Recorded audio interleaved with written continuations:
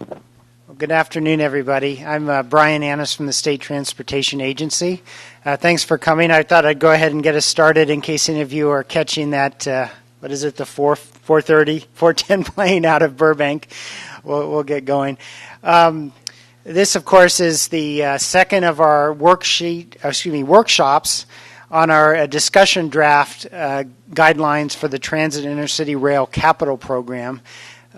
This is our second round, and we're soliciting comments so we can put out yet another draft on about December 18th, and that's our official draft that we'll submit pursuant to state law to the legislature as well, and it starts a 30-day clock.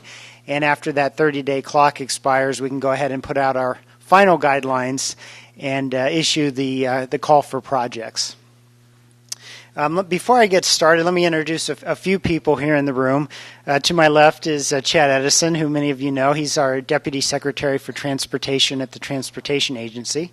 And to my right over here, Gila Preby is from Caltrans, and Ezekiel Castro, also from Caltrans, and they work on this program as well as the Low Carbon Transit Operations Program, as well as some legacy programs like the Prop 1B PT Missia program. So they're familiar faces as well.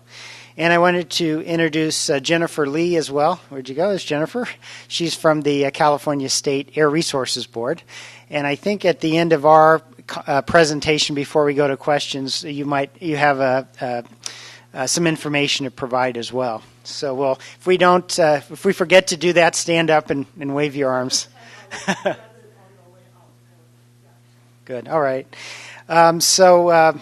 With that, let me just give you an overview of what we're going to cover today. We have a relatively short PowerPoint to go over, and we'll go through question and answers. But we're going to start with a little bit of a review in case any of you aren't familiar with the program and the background of the program. We'll also talk about the 2014-15 grant awards. Lastly, we'll highlight some of the changes in these draft guidelines and to solicit your input on what has changed, whether that's the right direction, the wrong direction, or there's some areas we haven't touched that perhaps we should revisit as well. I'm going to cover one additional slide and then hand it over to Chad.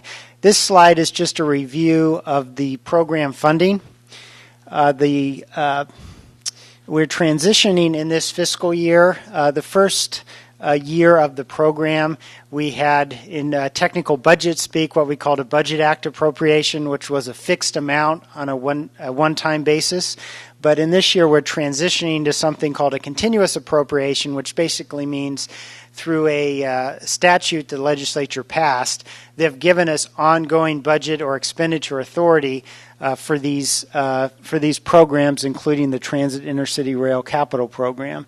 So the way the law reads is that 10% of auction proceeds from the cap and trade program starting in August of 2015 and going forward are going to be directed to the Transit Intercity Rail Capital Program. So that's a great advantage to the program because it's some stability, a greater degree of predictable funding from year to year, but where we have some unpredictability, is still on the level of what each auction will provide.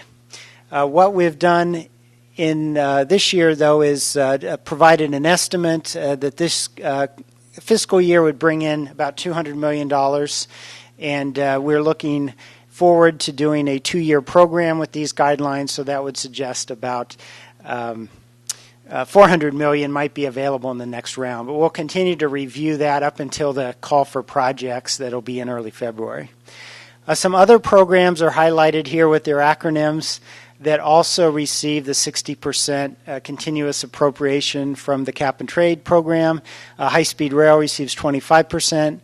A program the Strategic Growth Council administers receives 20%. That's the Affordable Housing Sustainable Communities program. And that program, primarily by law, funds affordable housing and housing projects near transit, but it also in statute has eligibility for transit as a funding source. And the last round of that program funded 2 transit projects, a bus rapid transit in San Diego and also a van pool in the San Joaquin Valley. So as you're thinking about how all these puzzle pieces of funding might fit together, don't forget to look at the Affordable Housing Sustainable Community Program at the Strategic Growth Council as well. And lastly, on the bottom here we have the LCTOP, or the Low Carbon Transportation Transit Operating Program. And that, of course, as I think all transit agencies will know, is the formula program similar to the State Transit Assistance Formula that provides funding for every transit operator. So that's where we start with funding. We'll again watch the January budget and the discussion through the spring. The governor in the May revision last year had suggested putting some additional money into this program on top of the 10% continuous appropriation. So it is a program that is demonstrating support within the administration as well. So with that, let me turn the mic over to Chad Edison.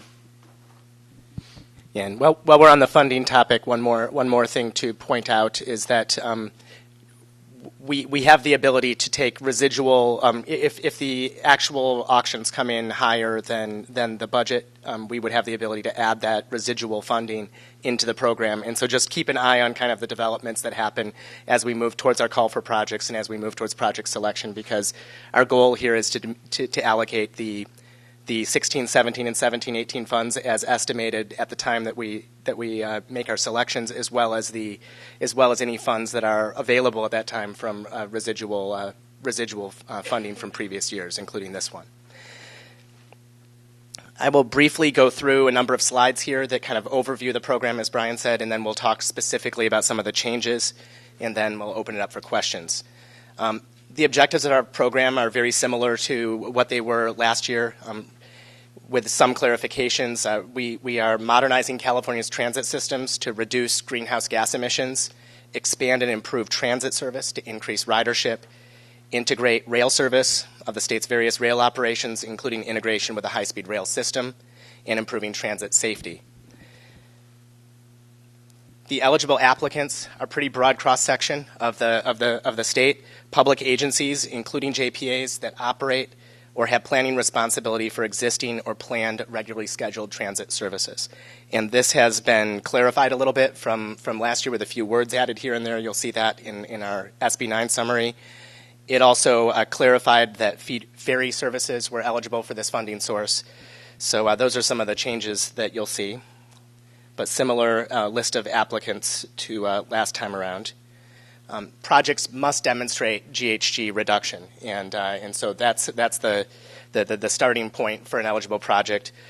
We then have a list that's pretty comprehensive but not exhaustive of what we are to fund. This is listed in the statute.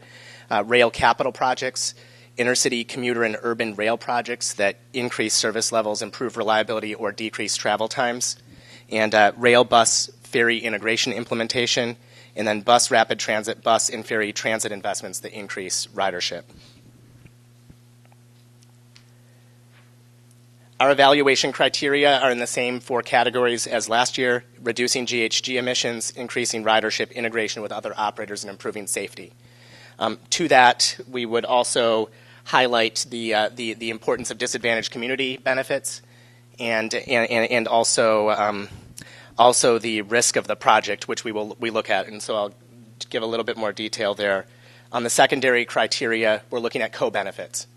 Really a very long list of them. We're looking for as many of these as you can demonstrate on your project, looking for opportunities to promote housing and employment near rail or transit, to improve public health, to demonstrate air quality improvements other than just the GHG emissions reductions, to implement clean vehicle technology, and so forth. Many of these are correlated with the other goals of the program as well.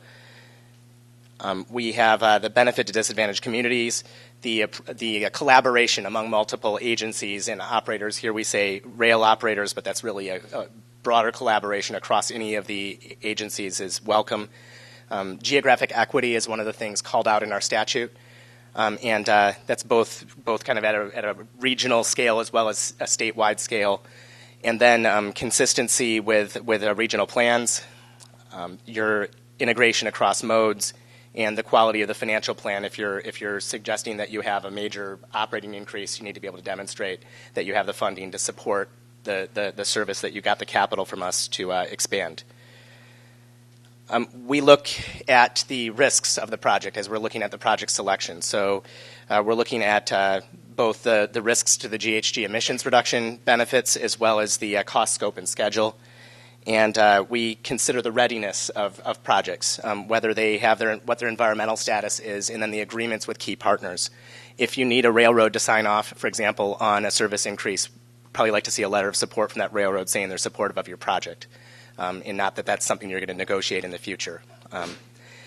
The leveraging of funds from other GHG reduction programs is also encouraged, and the leveraging of other, especially discretionary funding sources, is welcome as well.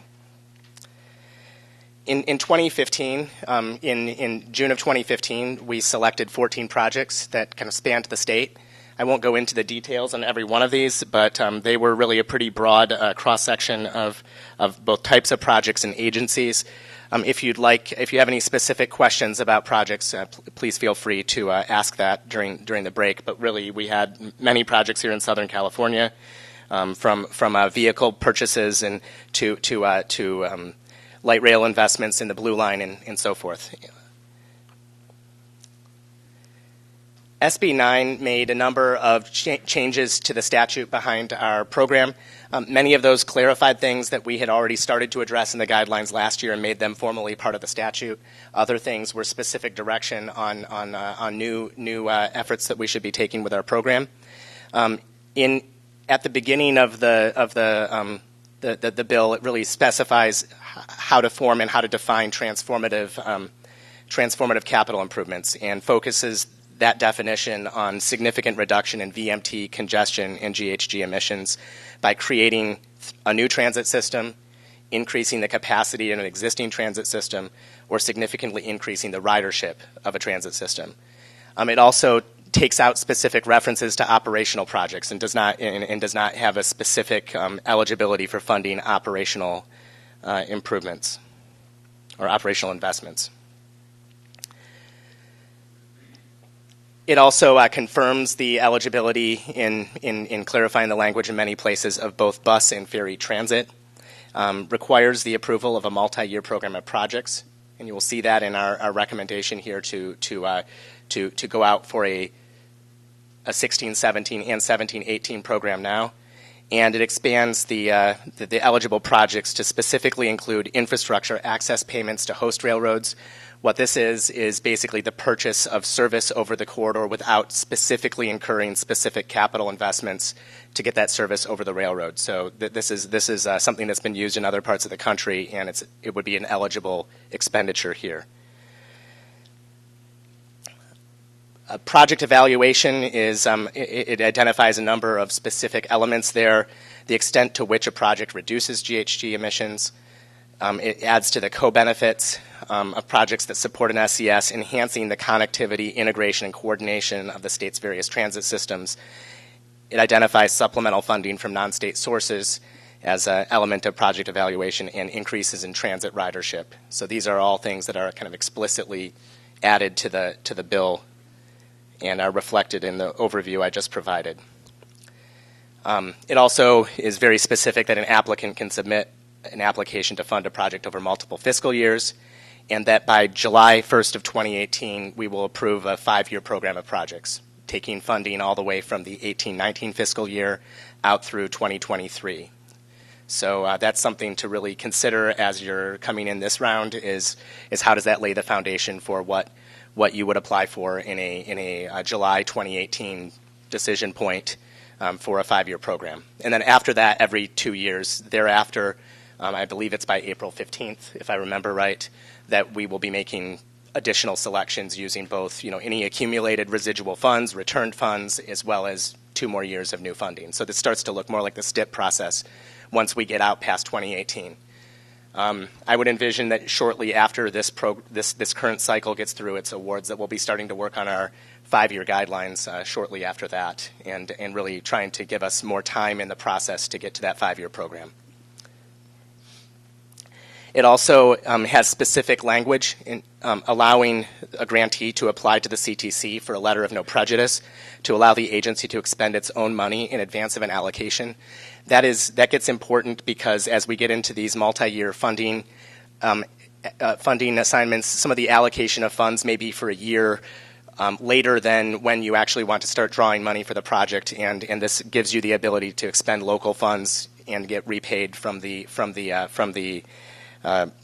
TIRCP funds when those are available. So we'll have cash to manage as this program goes along because of the auction proceeds. We're often making awards before they come in the door in terms of the cash. So that's something that will have to be managed. In terms of the discussion draft, we made a number of conforming amendments to deal with SB 9. We also added into the application schedule about 2 weeks after the call for projects a series of five days of availability around the state. We plan to do this in a number of different regions of the state to basically give you the option as a potential applicant to come in and discuss your project discuss the specific project and some of the questions you might have about GHG and quantification and other aspects of that to clarify with us questions you may have. So that's a pre-application optional meeting that we plan to do a week of during February around the state. We also have specifically suggested new funding options in a number of categories: smartphone mobile ticketing, rail infrastructure access payments, transit effectiveness studies that are coupled with a capital investment that leads to an increase in ridership and service. So that's also the kind of study needs to be coupled with capital investment, but it's something that can lead to significant benefits to your riders in your existing route systems. And then encouragement to coordinate with other greenhouse gas reduction programs. We have begun to give more detail on what measures we're taking for increased transparency. Some of those are that the successful applications need to be posted on your agency's website. So as applications get selected, we expect you to post those. Some of you will post those much earlier, and that's fine too. It's really at your discretion.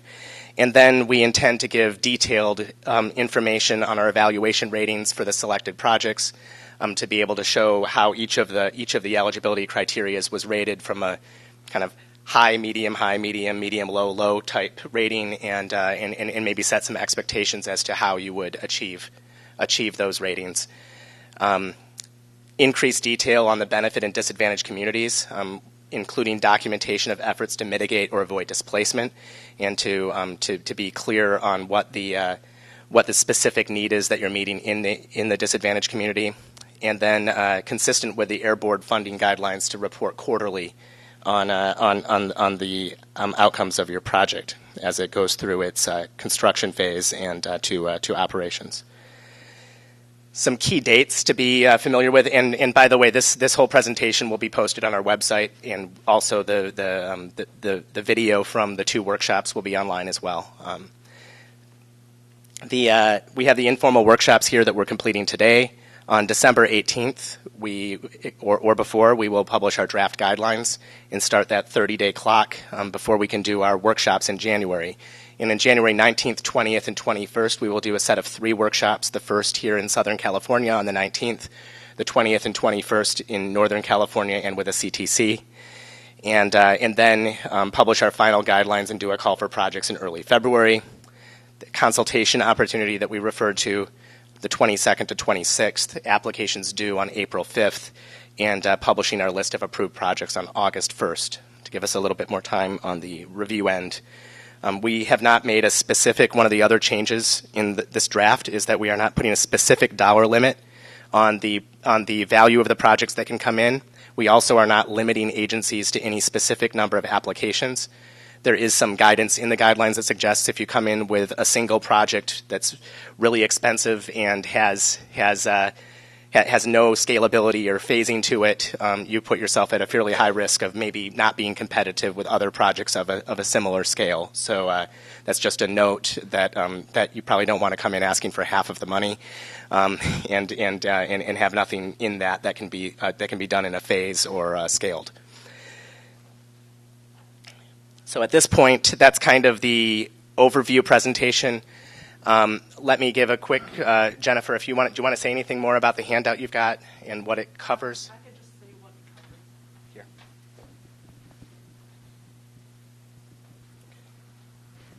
Hi, everybody. Is that on? Yes. So this is Jennifer Lee again from Air Resources Board Zero Emission Truck and Bus Session. We're working on Advanced Clean Transit Initiative. Many of you might have heard of that already. So I just leave a fact sheet there about what we're working on. And also ARB, and there's a group at ARB also manage another part of Greenhouse Gas Reduction Fund money and this low carbon transportation grant. And so there's some the solicitation for zero emission truck and bus is already released and is posted on the website. So if you're interested, you can apply for that one as well. So thank you. By the way, sorry. Yes.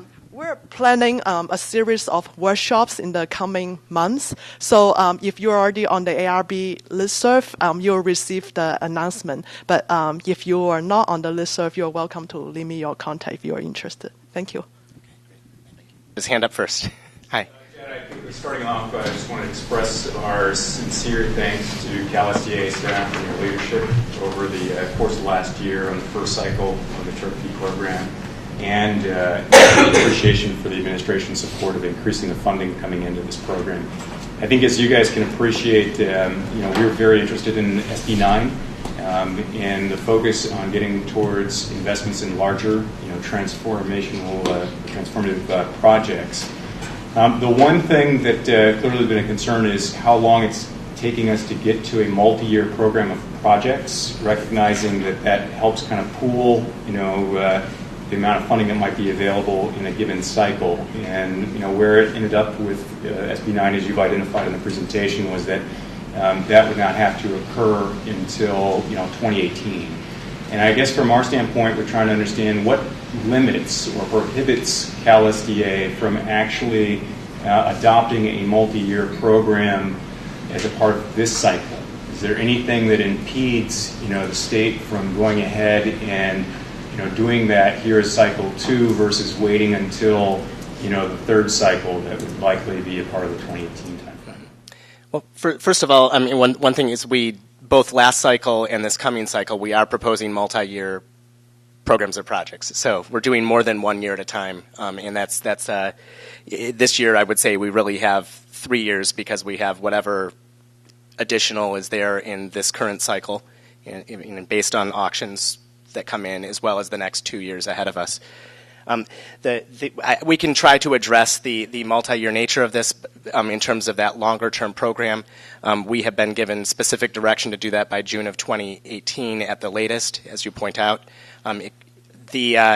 One of the observations in working with agencies up to this point is agency readiness for some of that long-term funding. And given that this is a new source of funding, one of our observations is that while we could theoretically do 5 or 6 or 7 years, at a stage here, we really have a lot of growing pains in terms of understanding the both revenue stream that's available as well as grantee readiness. And so one of our considerations here is to have the first 2 years in this cycle, and then to have the five year thing by June of 2018. So has that conversation with grantees actually occurred to suggest that there are a number of people that are not ready for a 5-year cycle? Yes, a number of grantees have come and spoken about their projects and where they are in the stage of being prepared, and it's pretty clear that there's a number that are not ready for a 5-year program. So, yes. And then I guess building on that, how does the agency envision this concept of looking at requests for kind of the project development phases for some of these larger transformative projects, that would likely have to come into the next cycle for, say, their construction, funds. And I'm just trying to get an understanding, of how you might be able or might be looking at handling that. If the SB 9, accommodates that concept, how are you looking to actually implement it?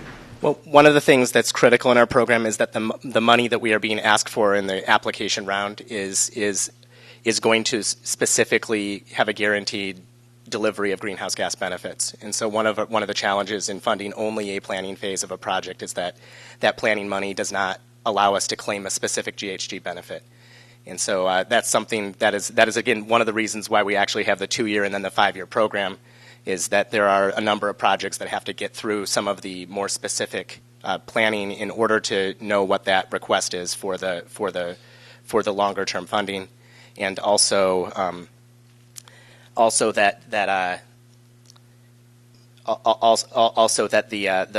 program that those early planning phases on their own, without a guarantee that the project will happen, are hard to fund as a separate element.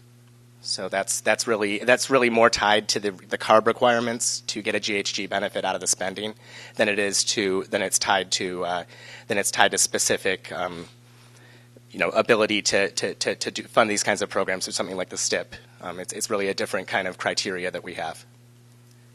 So. Other questions? Yes. Can you please identify your name and? Deborah Redmond. I work with Metro. Yes. And sort of tied to that is the question of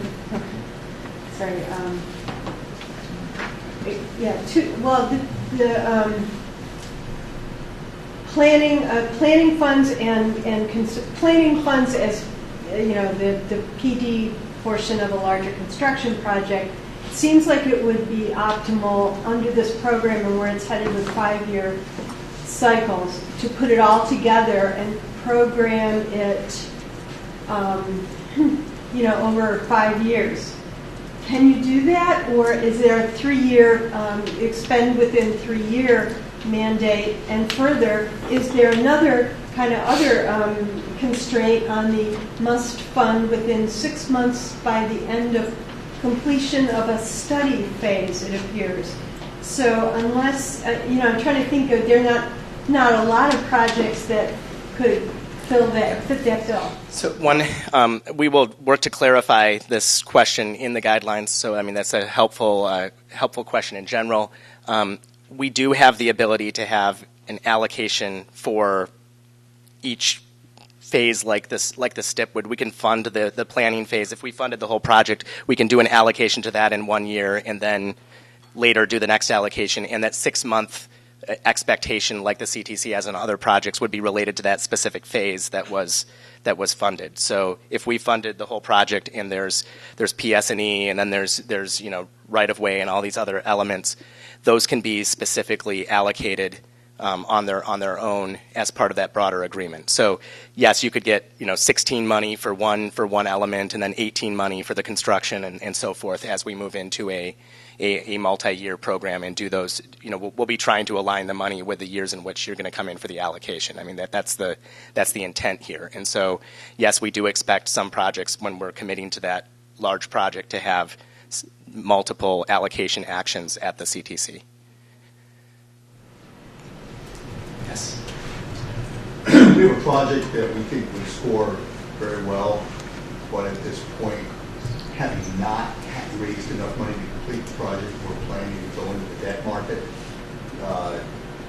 So the question is, should we choose to go ahead and do what we're planning to do? Would that debt then be an eligible expense based on the way the project would score vis-a-vis the criteria? I think the question of debt is something that we can certainly try to address in our guidelines going forward in terms of eligible expenses. Brian, do you have more to add on that one? Well, the question, maybe a clarification, would the debt fully fund the project? And I was worried about the supplantation issue. If you said, we've issued debt to fully fund a project, and then you came in and applied for these funds to repay the debt, that might be problematic as appearing to supplant a fully funded project. Not necessarily to repay the debt, but to make the payments on the debt to allow us to essentially not move other money, not take our operating money and have to do that. Yeah, it's probably a subtle connection there that perhaps could be bridged, but Right. I have to see. To me, the question is, would the project on its face qualify? And I think, assuming we could make that case, then that's the kind of the subtext of my question. Yeah, I suppose maybe if I restate it and see if this has it. If you say we have a project, we're going to fund 75% of it through an issuance of debt we're doing. We want asking the state to pay the other 25%. That seems a little more straightforward. Yes, and related to this, I think sometimes we're also looking not at we need to look at what expanded scope is attached with a request that comes into us. So if you have something that you're moving forward on in funding, and that would to do that the way you're currently planning to fund it would lead to not being able to do some of the operational increases that you were planning to do. And then you come in and say, this in addition to this project that we're already moving forward on, we want help in increasing service and adding more to the scope of what we're doing so that we can, as a package, get more done. That's really a different way of presenting it, and it shows the increased scope and increased benefit of the project, not a vote to take local money off of a project and put state money onto a project, which is something that if that's what this program is doing, and it leads to just that happening, it creates problems in terms of that tie to the need to get increased ridership and increased GHG emissions compared to what's already moving forward. Thanks for the clarification that your example is exactly reflective of what we're talking about. Okay. Thank you. Yes. Hi, Mitch Purcell with the Foothill Gold Line. We're a construction authority here in San Diego now. Our project is more or less the one we're looking to fund is about a 5-year project. And I've just been trying to figure out I saw the slides in 2 years, and there's talk of moving to are 5-year projects eligible or just not now but soon? I was confused by that. This actually ties back to a question that was asked over here earlier too, which I didn't finish answering, I guess, which is that our funds do not have the same, because they're part of a continuous appropriation, they do not have the same they don't have a specific time limit that they have to be spent in 3 years from the time that the year in which they're first allocated. We don't have that same kind of rule. And so the ability for funds that are awarded now to be spent over a 5-year period is already there, and some of the projects that we funded this last time will spend their money over 4 or 5 or more years. So the 2013-14 funds, which were $25 million, they have a specific date of, I believe, the end of fiscal year 2020 to be fully spent. But the other funds do not have that same deadline on them. Kind of related, if you get an award, is there a certain time period in which you have to go into the CTC and request your allocation, like 6 months from award or not? Yeah, we are, when you apply for your project, we're looking at project readiness, right? So if you say in your application you're going to come in this year and 2 years later you haven't come in yet, it would raise certain concerns about the award that had been made. So I think there's an expectation that what you put in your application in terms of when you plan to ask for the money is consistent with how the project can move forward. Yes. Other questions? I just want to make sure covering all the people in the room before I come back. Yes, are there other questions? Okay, go ahead. This is Deborah again. You alluded to something on in your September workshops, which I'm wondering if you'd kind of batted around internally, and that's something we encountered and probably other people, where you're trying to leverage funds from the different programs, and you're supposed to say that you can pay for everything, but you're also supposed to say you need the money.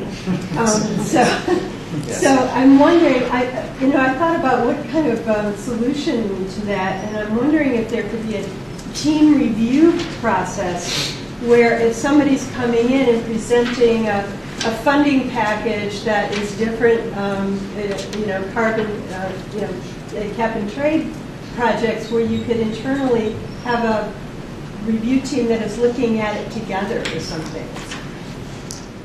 I don't know. It's an interesting idea. We in our guidelines we've tried to partially address how you could do some of that contingent kind of presentation of your project, which can include having a project that might be a bigger project that those other elements would help with, but also that has a separable phase that is specific to what you're asking us to fund. So that is one of the things we explicitly described in our guidelines. If you have specific wording that you think would be helpful, on any of these matters that we've talked about today, actually looking at our guidelines and saying in this section, what about saying this instead of that? Those kinds of ideas are welcome because it gives us a chance to specifically understand what you're looking for and whether we could do that consistent with the statute. But yes, I mean, I think the ability to align the actual application and review timelines and so forth is challenging. We've had meetings to look for opportunities to do that. Given kind of the nature of our kind of awarding money in years that the other programs haven't even started doing guidelines for or calls for projects for. I mean, I think it makes some of this challenging. I would point out that we have specifically identified contingent commitments from our program that a portion of our program could fund. Those would be in particular for core capacity, small starts, new starts, other kinds of projects where you're seeking that final commitment from the federal government in the future. We would like to be in a position of being able to have completed your non-federal funding package with that next step being solidifying the federal deal. And so that's something that we have identified and we've seen as a need to be able to do that. But there is an expiration on that commitment. So if people are pursuing those types of funding sources, you can think of this as a program that can help towards that completion of the non-federal funding package with an ability to then take that to the federal government when you're trying to get new starts, small starts, core capacity type funding. Chad, would you maybe consider just expanding that 6-month limit on the end of the study to when GHG emission reductions have to be, starting? Are you referring specifically to transit effectiveness kinds of Yes. efforts? Go ahead and offer Okay. your suggestions there So go ahead and offer your suggestions on that. Yes. Will, you had something? Oh, okay, go ahead over here. When you're looking to deliver a really big project, often you kind of break it up into smaller phases of a project, et cetera, portions of a project. But the true benefits of greenhouse gas reduction, et cetera, are not until if I do all the bridges, if I do all the stations and the parking, and we're kind of assembling it with 3 different design-build contracts or whatever, and the true benefits are not going to be presented until the full project is complete. How do the guidelines address the ability, the smaller packages of the project, or should you just Again, our money doesn't have to be towards a specific construction package in a context like that, but it would be in the context of the bigger project. So you could put some of our money towards one construction package, some of it towards another, et cetera. It's not we're not there only funding one construction package out of a multi-stage project. I think if your question were you don't have all the funding assembled to do all 7 stations that an extension has, and you only can get to the second station. With the funding you're coming in for, I mean, I think that would be a different answer to that. So I was kind of responding to what you had said earlier when you said that if you go for this giant one-shot wonder, that's not as likely to succeed as if you have a more severable portion that would also have benefit. So right. I'm just trying to. So that could be saying that that your next 3 stations on the line are ones that you are coming in for now because you could build that far, and even as you intend to go beyond that in the future, that could be one way of talking about it. Another would be to show that you have funding for the whole project, but you're asking for just this amount from the Transit Intercity Rail Capital Program. Right. That's right. So I think it depends on what the timing is in which, is it the 2-year cycle, is it the 5-year cycle that you're lining up for on that. But the goal here is, I mean, on some of these mega projects, our funding source depending on how much money's in the program, it may be a small amount of the total package. It may be a larger amount. It kind of depends on the scale of the project. But I mean, if we've got $200 million a year and we're doing a 5-year program, that's $1 billion statewide. We could have a much larger number than that at some point, or that might be what we're talking about. And so I think, and then we have a call for geographic equity. So I think that the scale of the resource available will kind of establish how meaningful the funding source is relative to some of these multi-billion-dollar projects. And clearly we're looking for, good returns on that investment. The other thing probably to mention is that we try to scale, if we do look at a different scale of the project, we'd try to rescale the benefits as we evaluate that. So if you had a project that, added 4 stations, but the project was downscaled to only add 2 stations, we'd want to pick up, revised greenhouse gas benefits for those, downscaled project. And that would allow you, if you came in a future year and asked for that further extension to 4 stations, then it would be that, that marginal change in ridership and greenhouse gas reduction from completing the entirety of the project. So, we wouldn't be able to build in the full GHG benefit if the project can't be completed with the available sources at the time. Monique Webster with San Francisco MTA. The GHG quantification methodology, is there anything that you can share with us about when the update or when it will be released and what might be in store? We're working with CARB on that, and it looks like we're going to try to get out a revised quantification methodology by December 18th when we do our draft guidelines. So that's our goal, and we'll let you know if that changes. But that's our plan right now. And our goal, one of our goals there, is to both simplify and make more accurate the calculations relative to the types of projects the agencies are bringing forward. So we're trying to give better guidance this next time around on that process. Yes? Could you go over the disadvantaged communities a little bit more? If your project isn't in the community, but maybe it's like half a mile away, and in this case it's like a facility expansion that will allow us to double our service to provide better service in the disadvantaged community. It's not necessarily directly. So physical projects don't have to be located in the community. I mean, what the service benefits are really the goal of most of these projects. So unless improving a disadvantaged community, improving a facility in a disadvantaged community was giving a specific benefit because that facility already was in that. I mean, that would be a way of a very direct benefit because you're making an improvement in that community. But for most of our agencies, it's a service-driven thing.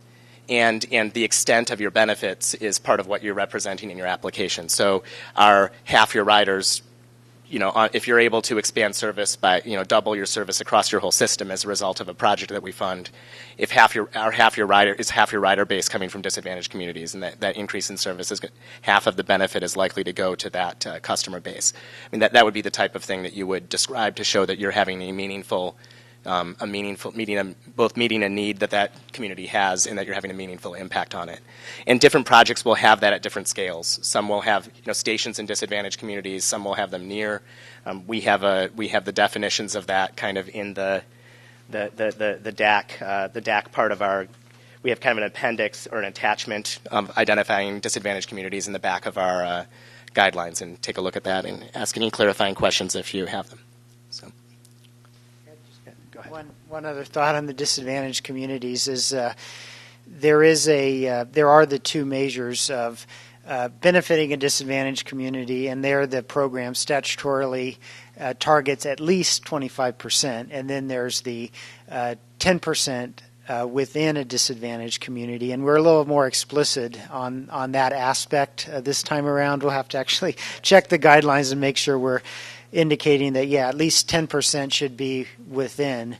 And as Chad said, I think in the narrative section, then, whether you meet the providing to or within, looking for a little narrative to try to gauge the level of benefit beyond just the geography for those people that live in those communities. Yes. Okay. Cut me off if you have to, but I have 3 questions. So if somebody else wants to jump in, but get through them all at some point. First thing, okay, talking about the 2 and the 5 year, cycles. Is the 2 year just a lead up to the 5 year? Or are you saying at the point of the 5 year, when that starts in 2018, you're also going to kind of have this little sidecar running along that's also a 2 year? No. Okay, right. So the 2 years. Yeah, and likely given the longer duration of the program, we'll have a longer guidelines development process and a longer application review process. Right. So. And then like the STIP, will you have a kind of let's call it a refresh in those 5 years? Every 2 years there will be a refresh that will take any. So it would take unspent funds. It would basically be based off of a fund estimate, and would also take any completed projects that didn't spend all their money. We would put that back in and so forth. So it's envisioned to kind of run more like the STIP when you get to that after that 5 year program's in place. Okay, but you won't require things to be in the STIP or in an FTIP or anything, right? These projects don't have to be because they're not because they're running on separate. Well, I think in many of these projects would start to be included in some of those documents. A lot of times. Well, I don't think there's any new requirements in that regard by going to a 5 year program from a 2 year program. But I guess I don't have all the details on what the current requirements are for eligibility of transit being in the federal the FSTIP and those documents. So one of you out there probably could lecture better on that. Okay. Okay, just to be breaking it down, like as if I'm a 5-year-old here. Now, let's say you have a program, you want to do it over 5 years, and you have PE, and then you have final design, and you also have that right-of-way acquisition. Then you finally have construction, and you're proposing all of this in 1 year, though it's going to occur over multiple years. But you have this requirement of having the project has to show GHG benefits. So, like in year 1, if that's when you're going to get your PE done, I can't show you GHG reductions for PE, right? So but you already have them for the project as a whole, and we funded the whole project. So it's not, you don't have to show in each. No, in the first year when you're doing PE, you're not going to be reporting any GHG benefits. Right. Those are going to come post operation. Okay, and then another clarifying point. It seems like there's almost 3 kind of categories of this program, like these bigger projects, and then kind of studies, and then the little demos. Is that a fair way to? I wouldn't say that we really have studies as a standalone element. Okay, so anything that we fund has to have a GHG benefit, and a study on its own probably doesn't do that. Sometimes there may be a significant, detailed analysis to get the benefits to be as great as they can be on a project, and that's different from, for something that's already been selected, being able to, we have the ability to improve the project. If you come into us, before you start construction and you say, as we've done the detailed design, we have this way to get even more benefits out of the project and we want to have a scope modification, we have the ability to receive that and say, go ahead and, do that improved scope to get better benefits. So, we're looking to, I know a lot of projects move forward with some level of additional detailed engineering or planning that needs to go on before you actually commit to that construction contract. And to the extent that that's helping you get a better project, we're not sitting there saying you have to do exactly what you said at the beginning, in order to receive the funding. We're looking to accomplish the goal and to do that in a way that gets the best benefits possible for the region from a GHG perspective. So, okay, I need to go on to some other folks here in a second. So, yeah, Will, go ahead. Maybe if I could, just to kind of build on Anne Louise's question, making sure that we're all understanding it correctly. Yes. Right now, cycle 2, you're going to go for 2 years. Right. Mm-hmm. Cycle 3 will be 5 years. Yes, that's the intent. If cycle 2 only covers, say, environmental and final design, depending upon how you're going to deliver the project versus design build, you will have an application coming in for environmental and final design as a part of cycle 2. Construction would now be over really cycle 3, right? So how then are you going to... We can't in cycle 2 only fund final design and environmental. We need that specific... Okay, that's what I think we're just trying to clarify as far as what SB 9 says now as a part of, how you're moving forward and whether, you're looking at being able to fund, phases, how that, can be accomplished across multiple cycles. So the point would be is that, for purposes of cycle 2, you can fund project development as long as construction is within that same time frame. Or construction is otherwise funded. So if you had construction money available to you, but you didn't have those early phases completely available, you had some problem with the funding sources, and you needed other money to complete this element, but you already had a commitment of the construction funds, that would be an example where we could do just the, you could be spending all of our money on that early phase because you've made a commitment to the construction part of it. But we need to know that at the end of the project, wherever our money fits into that bucket, into that project, that at the end of that project, we've got a fully, it is fully funded and that we get a benefit from it.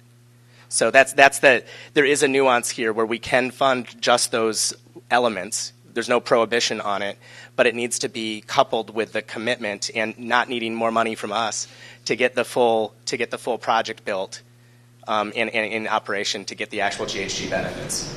Oh, so that's the case where you have to build within 6 months of completion of the study. You're talking transit. I think that's only this transit effectiveness thing, and we need to clarify that section for our next guidelines, anyways. So, I would say, that's not the 6 month thing that's in there now is tied to the transit effectiveness studies, I believe. Yeah, it says transit effectiveness study, operational study, or other planning effort must within 6 months of completion of the study implement improvements which further the objectives. That's specific to transit, the little subset of category there. And that will get clarified further, but that's not related to the planning that would go into one of these larger construction projects. It's really it's separate element as it's in the guidelines right now. Yes, in the back. But I would encourage you to extend that time period anyway, because any kind of procurement you do in a public agency does not get done. We don't have a 6 month item in our guidelines anywhere other than in that one element, which had to do with kind of transit effectiveness studies where a board needed to adopt a specific set of service changes related to the operational analysis that was done. So, let's set that one aside. And the only 6 month rule that I'm aware of is the CTC's rule of when you come in for an allocation, you have to go to contract within 6 months or give a really good reason why you can't. And ask for a longer timeline on that. But the expectation is that when you come into the CTC for an allocation, that within 6 months you're going to be entering into a contract using those funds. So I think that's the only one that we've got right now, and we're not trying to change CTC processes. Well, in Chad, I sincerely appreciate your guys' time and answering these kind of questions, because it is important as we're beginning to prepare for this next cycle. We have been very calculated in our progression to electric buses for a variety of reasons. As we're continuing to test certain types, of electric buses on our system. I've got, I guess, two questions, that relate to this. One is, how you're looking at kind of just, the kind of expansion or increased ridership for perhaps electric buses that are going to be operated in an existing corridor, along a very defined BRT route. And then the second one is, we've generally thought of it as, like electric buses going over to one of CARB's other programs and under the low carbon, transportation program based upon their eligibility there, but realizing the awards that were made in cycle one, it would suggest that there's an opportunity to submit an application across multiple, cap and trade programs. Yes. And that would be in our best interest to do so. So I just want to get kind of your take on both of those situations. What we'd be looking at, as far as perhaps substantiating, some increased ridership, or just the fact that we're going to do, zero emission vehicles in itself, substantiates or justifies, those types of, constrained limit projects, as well as, how the agency might be looking at projects that would be coming in multiple programs of capture. Okay, so one thing I would point to is that SB 9 makes this makes some aspects of this clearer in our program, in that the program is intended to fund transformative capital improvements, and it defines those as creating a new transit system, increasing the capacity of an existing transit system, and significantly increasing the ridership of a transit system. So one thing that I would note is that if you're looking at replacement of vehicles on a particular set of existing routes, that probably requires it to be coupled with a service expansion. okay, or or route extension or other kinds of actions. So that said, a program that does some of both of those, given the very significant greenhouse gas reductions of replacing buses on existing routes, that could do very well, but it needs to make efforts to be coupled with these types of increasing ridership results. So I think we can't predict like what will come in or like how it'll all pencil out from a GHG perspective, but at the same time, we need to have this either creating a new transit system, increasing the capacity of an existing one, or significantly increasing the ridership as part of the project.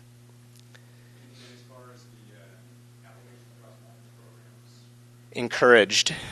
We had some that came in this time. Some of them came in with LC top funding a portion, their expectation of LC top funding, for example, funding a portion of their project to us. That was recognized as a good mixing of funds. Some came into both AHSC and our program at the same time and asked for funds from both programs, and had a contingent funding plan if they didn't get money from one of them. So there's different ways that people have handled that, but coming in across multiple programs and being able to indicate what those other programs are going to help you fund, that's encouraged in this process. Other questions? We will stick around after the formal part of this workshop, by the way, for additional questions should you want to come up and talk to us. But Brian, do you want to make any? Sure. I was thinking maybe if we're planning to post this, and if anyone's watching it and wanted to submit comments, or for those in the audience, we have a email address, which is the acronym for the program, TIRCP comments at dot.ca.gov. Did I get that right? TIRCP comments at dot.ca.gov. So seeing no other hands, I guess we'll probably turn the mic off, and as Chad said, we'll hang around. And we do appreciate all of you coming and spending your time to give us feedback so we can make some additional adjustments as we go to final guidelines. Thank you.